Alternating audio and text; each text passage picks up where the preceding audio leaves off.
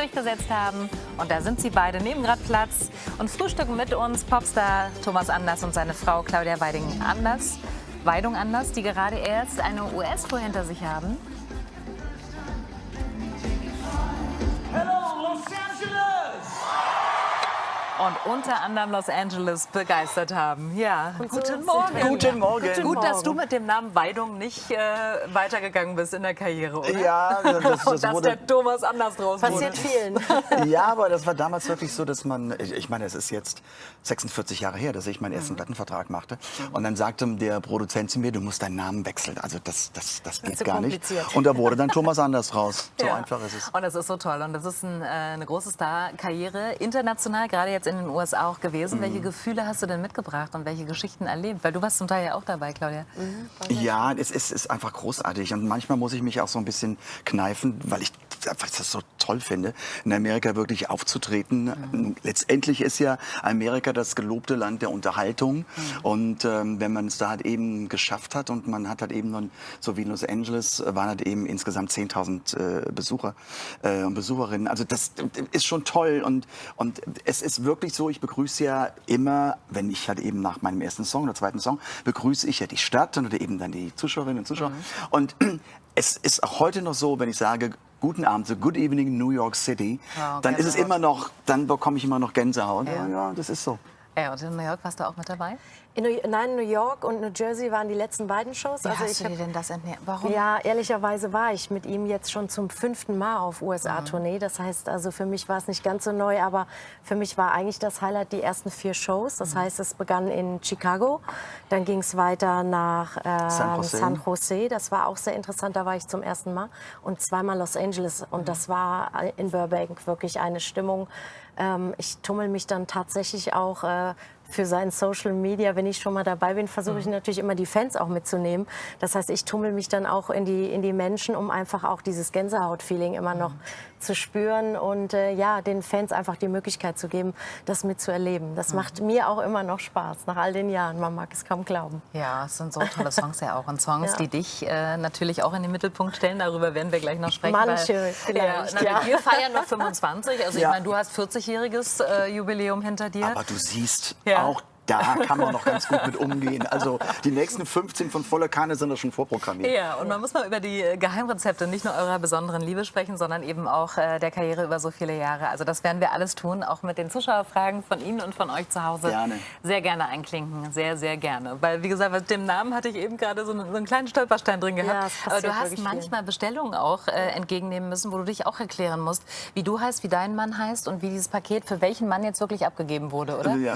Ja, ich würde sagen eher so bei den Flugbuchungen. Also unsere Managements oder seine Managements, mit denen ich eben im Backoffice auch viel zusammenarbeite, die haben anfangs immer halt eben auf den Namen Anders.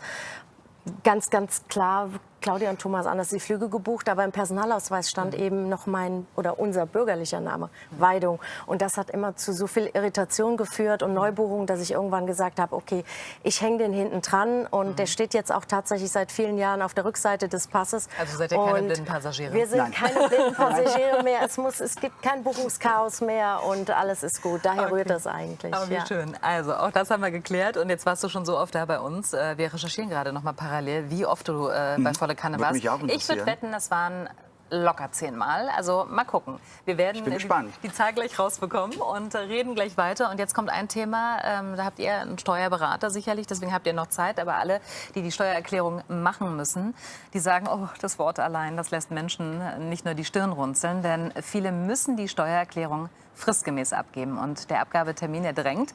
Denn am kommenden Montag, am 2. September, muss sie beim Finanzamt vorliegen. Es sei denn, sie nehmen die Hilfe eines Steuerberaters oder eines Lohnsteuerhilfevereins. Wir sagen einmal vielen Dank für deine Offenheit. Und wir waren schon mitten im Thema auch drin, weil das Thema Lebensmodell zu finden, eine Familie zu planen, ist ja das eine. Auf der anderen Seite ist es auch eine Art Single-Shaming, hat sie gerade gesagt. Wie berührt euch dieses Thema?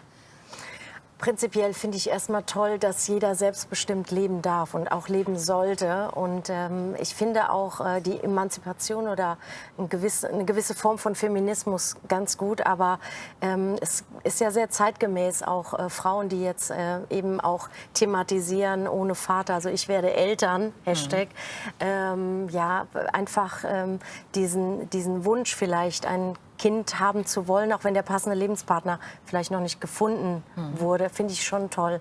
Also wir müssen nur aufpassen, dass wir diese Diskussion, also ich finde Selbstbestimmung gut, aber wenn jetzt die Frauen alles alleine machen wollen, ich finde es wichtig, bei aller Diskussion auch zu erwähnen, dass wir Frauen schon auch noch die Männer brauchen. Also, Wir müssen schon noch ich ganz großen Wert ich finde, eingehen. die Männer brauchen nicht zu uns. selbstbewusst alleine alles stemmen wollen. Die Männer brauchen uns, aber wir brauchen auch die Männer, also Ja. für so diesen gesunden Ausgleich. Und das werfe ich immer gerne bei der ganzen Diskussion auch ein, dass wir die Männer nicht anfangen, so wegzudiskutieren. Das finde ich, ja, muss man einfach in der Diskussion immer noch stehen lassen. Ja, und man merkt aber auch einfach, unsere Gesellschaft, das hatten wir ja auch bei den Paralympics gestern auch wieder gesehen, es ist eine Offenheit, es ist eine Sichtbarkeit da. Aber es gibt doch noch viele Tabuthemen tatsächlich. Ja. Und gleichzeitig aber auch habe ich das Gefühl, viele Frauen, die sagen, ich will selbstbestimmte gewisse Entscheidungen alleine treffen. Und das führt dann aber auch wiederum zu Diskussionen und einem Miteinander, oder? Gut, aber wir leben ja nun in einer Gesellschaft. Und eine Gesellschaft die ist immer lebendig und wir entwickeln uns immer fort. Und natürlich gibt es noch Dinge, wo man sagen muss, das müsste sich noch ändern. Aber ich versuche dann immer wirklich da zu erinnern, jetzt gehen wir mal 50 Jahre zurück. Was Es sich wurde schon ja alles schon getan hat, viel so. gemacht. Oh ja. Gleichgeschlechtliche Liebe, also man Ehe kann für alle, man ja, kann zum nicht Glück. innerhalb von 10 Jahren ein komplettes neues Modell aufbauen. Also ich finde, da muss man schon ein bisschen mehr Geduld haben und dranbleiben und es jetzt nicht negieren oder auch nicht im Grunde wegwischen. Aber es wurde schon sehr, sehr viel getan. Absolut. Ja, das stimmt, absolut. Was auch wichtig war. Und jeder, Ja. und das finde ich, muss man auch mal festhalten, darf sein Lebensmodell so leben, wie er sich Absolut. entscheidet und Absolut. wie er liebt. In unserer Gesellschaft. In unserer Gesellschaft Ja, schon, es gibt das stimmt einige schon. Ecken Ja, auf der aber es Erde, gibt wo es auch, nicht ist, ne? das stimmt, aber es gibt auch natürlich hier noch viele Vorurteile. Also Ja. auch ein Thema, was wir hier regelmäßig immer wieder auch diskutieren und besprechen. Danke, dass ihr eure Gedanken mit uns geteilt habt. Wir gucken mal auf eure Karriere und Thomas, wenn ich ehrlich sein darf, mit dieser Frau an deiner Seite ist sie so verlaufen. Vielleicht wäre sie ohne sie ganz anders verlaufen. Aber wahrscheinlich auch gut. Da bin ich mir sicher. erfolgreich. Ja. Weil du hast eine tolle Frau an deiner Seite. Wir danke. gucken mal in euer Porträt.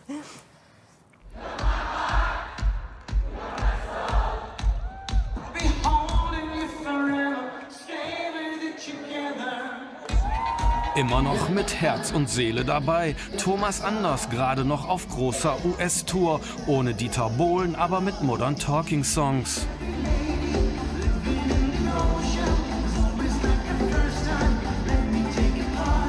Hello, Los Angeles! 8 US-Konzerte geschafft. Bald geht's weiter, quer durch Europa.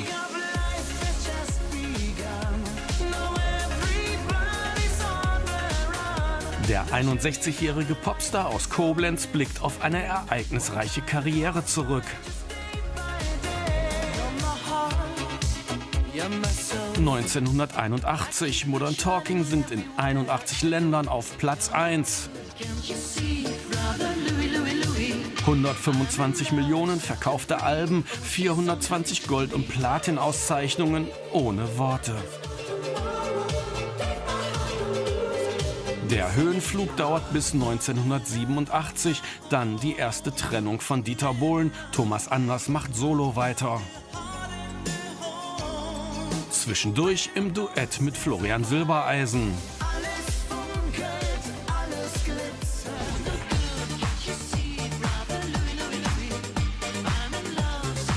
1998 ein Comeback mit Pop-Titan Bohlen. Es währte 5 Jahre, dann war wieder Schluss.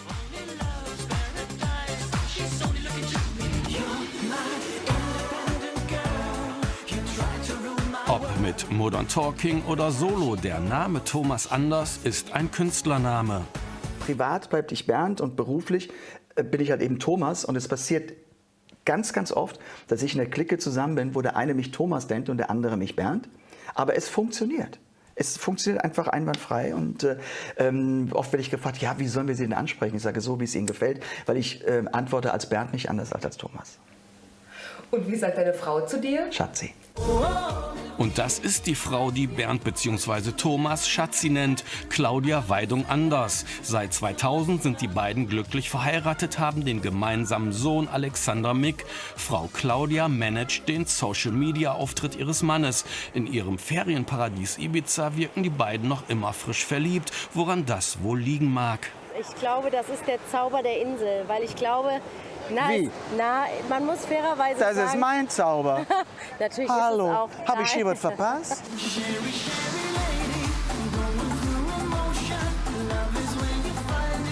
Liebe ist eben, wenn man sich findet. Davon handeln schon die alten Modern Talking Klassiker.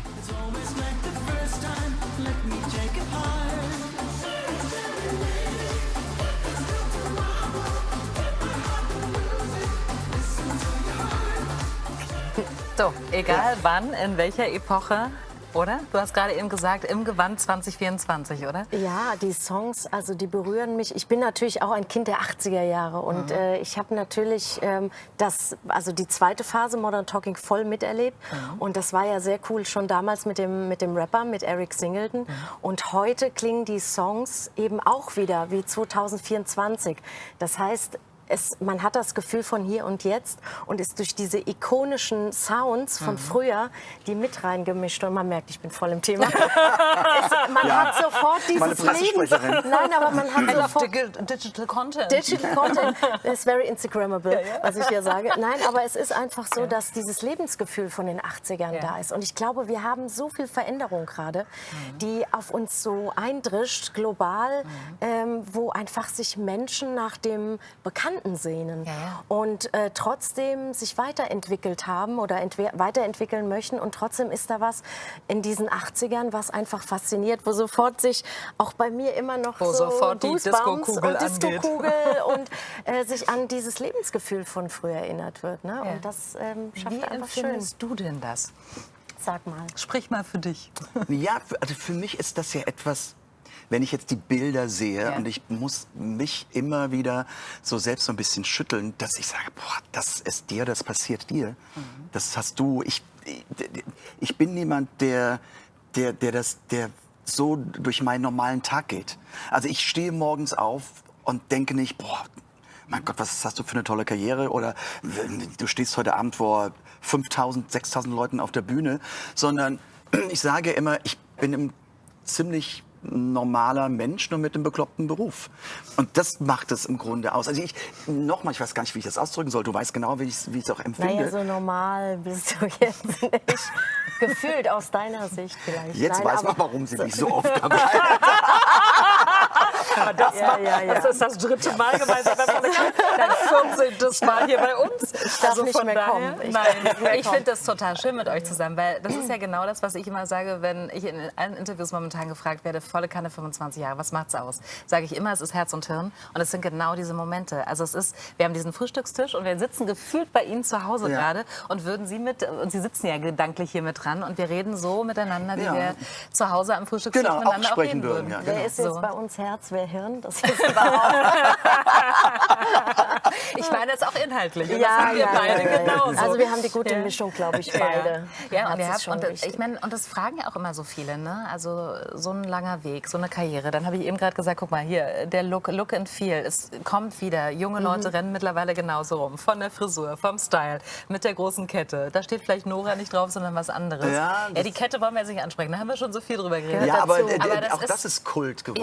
Ja. Und so ist es normal. Nur, wenn ich jetzt noch mal Revue passieren lasse, jetzt rede ich so wie viele etwas Ältere, es ging so schnell vorbei. Ja. Also wo gingen diese 40 Jahre hin? Das ist so etwas, ich meine, das kennen wir alle, wenn man 40 Jahre vor sich hat, denkt man, es ist eine Unendlichkeit. Und wenn ich aber zurückblicke, denke ich, das können keine 40 Jahre gewesen sein. Ne? Aber jetzt hast du ja, oder habt ihr das Glück, es ist ja alles bebildert. Also man Ja. kann sich das ja auch anschauen. Stimmt. Ich habe das manchmal so, ich mache den Job ja auch schon 30 Jahre, dass ich denke, wow, stimmt, da war ich ja auch, das habe ich ja auch gemacht. Habt ihr das auch? Dass ihr manchmal Ja, ja. denkt, Ja, ja, oh, ich habe da Gedächtnislücken manchmal von den Erlebnissen und den großen Bühnen, die man besucht hat? Ja, das habe ich wirklich ganz oft. Und wie gesagt, vom Management wird dann auch gesagt, ja, da waren wir doch schon. Ich sage, wann? Ja. Ich kann mich nicht mehr daran erinnern. Doch, in der Tat ist es so. Aber das ist auch ganz gut, dass man im Grunde immer wieder neugierig ist auf das, was neu kommt. Ich bin überhaupt niemand so, der gerne in der Vergangenheit lebt. Okay, ich sehe das, ich finde das auch toll, man hat auch Stolz, ist alles klar, aber für mich zählt immer das, was morgen kommt und nicht das, was gestern war. Und da kommt viel tatsächlich noch. Da kommt ein Ja. neues, tolles Album auch. Darüber Ja. wollen wir gleich reden mit Florian Silbereisen. Dann gab es natürlich die Solo-Tour. Dann gab es die deutschen Texte auch. Und wie du dann arbeitest, das wollen wir uns gerne gleich nochmal anhören. Mit Ihren Fragen gerne her mit an den Tisch. Nicht nur Postkarten, die wir von Ihnen bekommen haben. Mit lieben Grüßen, danke auch dafür. Sondern per E-Mail, per Facebook sehr gerne einklinken im Laufe der Sendung. Ja, und wir haben die Sendung begonnen und wir blühten auf. Wir haben Ihnen heute nicht den Himmel gezeigt, sondern die wunderbaren Hortensien. Und volle Kanne, 25 Jahre, bedeutet auch volle Kanne Gartenexperte Elmar May, der seit 25 Jahren dabei ist. Und da sind wir sehr stolz, weil wir lieben seine Expertise. Wo soll ich ziehen in den Ecken? So, genau, wir werden gleich nämlich ziehen. Wir wollen aber erstmal über 25 Jahre eure Highlights sprechen. Das Highlight hier, ein Gewinn unserer Müsli-Tasse und Schale, liebe Claudia, machen wir gleich. Okay. Dann erkläre ich das alles nochmal. Sag mal, 25 Jahre. 25 Jahre, ja, wir haben im nächsten Jahr Silberhochzeit, 25 Jahre, das Ja. ist im Wie das nächsten Jahr. klingt. Unser Sohn ist natürlich das Highlight überhaupt in den letzten 25 Jahren, also der ist jetzt 22. Und ja, auch da wieder, was ich eben sagte, wo ist die Zeit hingegangen? Wo sind 25 Jahre? Er ist 22 jetzt. Ja, mittlerweile, der ist ne? 22, ja. Ausgezogen, ums Eck gezogen. Und ich glaube, er hat auch mal gesagt, meine Eltern sind in vielerlei Hinsicht Vorbilder. Ich möchte eigentlich auch gerne so leben wie Sie. Ja, es war ganz Da habt ihr süß. schon das Süßes perfekte Leben Kompliment. vorgelebt, ne? Aus seiner Sicht. Ja. Also ich denke, das sieht wahrscheinlich jeder anders, aber ich finde es schön als Eltern, sowas zu hören, weil dann können wir so viel nicht falsch gemacht haben bei ihm. Und Aber das ich sage finde ihm immer, schön. du musst dein Leben leben. Ja. Also, weil jedes Leben ist ja individuell. Und man kann jetzt nicht irgendwie eine Schablone dran setzen und sagen, okay, so wie wir leben, es hat sich bei uns ja sehr vieles gefügt, auch mit Höhen und Tiefen. Wir hatten aber im Großen und Ganzen auch sehr, sehr viel Glück. Das heißt aber nicht, dass das, so wie wir es leben, so wie wir es gelebt haben, für die andere Person genauso toll ist. Deshalb muss jeder für sich seinen Schlüssel zum Glück finden. Ja, und wir geben den Kindern natürlich die Wurzeln, aber dann verleihen Ja. wir ihnen Flügel und dann fliegen Genau. sie. Und Fliegen gleich- müssen sie alleine. Ja, aber gleichzeitig gibt man ja gerne auch eine Lebensweisheit mit, wenn Schicksalsschläge zum Beispiel sind. Was habt ihr ihm an Wertesystem mitgegeben? Es gibt ja immer wieder Dinge, wo er auch enttäuscht war und ja, wo es einfach mal nicht so lief, wie man sich das vorgestellt hat. Ich sage meinem Sohn immer, das Leben geht immer weiter. Es hört nicht auf. Du weißt, wie ich das meine. Ja, ich weiß, also der ähm, Blickwinkel ändert sich, man wird entspannter, je älter man wird. Ja, und das hat, stimmt. Baut auf Lebenserfahrung Ja, das ist die auf, ne? Lebenserfahrung. Ja. Aber auch für junge Menschen, wenn du jetzt glaubst, die Welt geht unter, nein, geht sie nicht. Morgen kommt wieder die Sonne raus und du hast jeden Tag die Chance, aus deinem eigenen Leben das Beste rauszuholen. Und ich glaube, das ist wichtig, diese Zuversicht zu geben. Ja. Ja. Weil Die brauchen wir Menschen mit momentan. Zuversicht, Ja. die gehen auch im Grunde entspannter und auch glücklicher durchs Leben. Ja, klar, man sieht dann das Glas, das ist in unserem Fall dann in dem Fall halb voll. Immer halb. So, apropos voll, schaut mal. Also, das ist unsere Trommel. Wir haben gestern, liebe Zuschauerinnen und Zuschauer, du tust noch mal einmal durchschütteln, gezogen. Ich habe es noch mal durchgeschüttelt, weil es gab eine E-Mail gestern, die gesagt hat, es ist eine eckige Trommel, es ist schwer mit den Karten und so weiter. Am Ende werden es wenige sein, die gewinnen können. Du musst bitte deine Augen halb schließen. Halb schließen, okay. Diese eine Guck drücke ich jetzt jetzt noch noch ein mal bisschen mit rein. Und mir wäre lieb, wenn du vielleicht, ich greife auch noch mal so ein bisschen rein, wenn du vielleicht eher mal so an die Seite greifst. Okay. Wenn du da durchkommst. Du musst jetzt so machen, wie immer, wenn man seine Genau, Geheimzahl greif eingibt, zu. wie die Genau, Bedienung am Tisch. genau. Die gucken auch immer Ja, zur anderen und Seite. wühlt auch noch ein bisschen durch. Genau, ich wühle. Okay, und gehst nach unten nämlich. Danke dir. Vorsicht, kratz dich nicht. Super. Magst du noch mal, oh ja, da ist alles drauf. Magst du noch mal den Namen, Vornamen, Nachname und nur die Postleitzahl und den Ort vorlesen? Vorname ist Petra und der Nachname ist Kempter und dann die Postleitzahl, sagtest du? Und den Ort, Und den genau. Ort. Das ist 07407 Rudolstadt. Guck mal, was Also ist denn Rudolstadt, das ist noch eine klassische, coole, magst du gerne mal in die Kamera halten, mal Ja. schauen. Die Ach, 4 da. ist es, glaube Da ich, ist da die kannst du es Kamera. reinhalten. Genau, Petra war das? Das war Petra. Genau, Petra, herzlichen Glückwunsch. Also Herzlichen Müslischale Glückwunsch. und auch die Tasse gehen und machen sich auf den Weg nach Rudolstadt. Schicken wir dann zu. Vielen, vielen Dank. Wir packen noch ein paar Autogramme auf jeden Fall mit dazu. Und danke einmal fürs Glücksfehlsein. Das war eine Premiere heute, ne? Ja. Glückshase. Die Glückshäsin. So, jetzt wechseln wir den Schwerpunkt, das Thema und vor allem den Ort und schauen zu meinen Kolleginnen Miriam Steiner und Elisabeth Schmidt. Ach, wie toll. Wir kommen total ins Schwärmen und ich war so oft schon bei den Filmfestspielen und habe euch gesagt, ihr müsst da mal hin, wenn es geht, zeitlich. Kommt auf die Bucketlist noch. Ja. Habt ihr sowas tatsächlich? Was steht da ganz oben gerade, wisst ihr das? Verraten wir nicht. Wenige arbeiten. Ja, ja. Ja, aber ich mag ja das, was ich tue. Also ich liebe meinen Job und ich bin ja noch jung. Nein, gesund bleiben und wir haben so ein paar Träume noch. Obwohl wir vielleicht schon viel erreicht haben, gibt es so 2, 3 Sachen. Man muss ja auch neugierig bleiben, ich denke. Wollt ihr sie mit uns teilen? Also weil die Nein. Europatournee steht ja jetzt an, das wissen wir. Also es gibt ja europäische Städte, Ja. wo du unterwegs sein wirst. Gibt es einen Ort?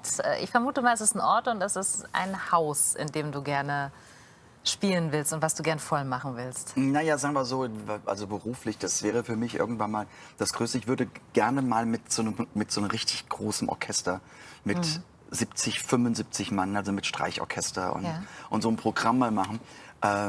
Das ist etwas, was mich sehr fasziniert. Vielleicht kommt es ja irgendwann, ich weiß es nicht. Ja, also vielleicht rufst du doch einfach erstmal Florian Silbereisen an und sagst, wenn wir jetzt wieder mit dem neuen Album unterwegs Genau, sind. überleg dir schon mal, wie wir das halt eben mit 75 Mann Orchester Orchestral. auf die Bühne bringen. Genau. Also ich finde, das ist total simpel gemacht. Dann Also- rufst du ihn an, dann macht ihr eine Checkliste, dann sprecht ihr mit dem Management auch von ihm und sagt, Kosten werden nicht geteilt, dann Ich meine, übernimmt der jetzt, Florian. wo du mir das so sagst, ist fällt es total mir- simpel. Ist Also- total einfach. Super Idee. Ja, war das Kommt jetzt auch noch ironisch auf die gemeint? Kommt auch noch auf die Bucketlist. Nein, du hast die beste Frau an deiner Nein, nein, Seite. nein, alles Aber gut. Management machst du nicht. Du machst so viele andere Punkte. Ne? Das denken viele, aber man bekommt eigentlich gar nicht draußen so viel mit, was bei uns im Hintergrund passiert.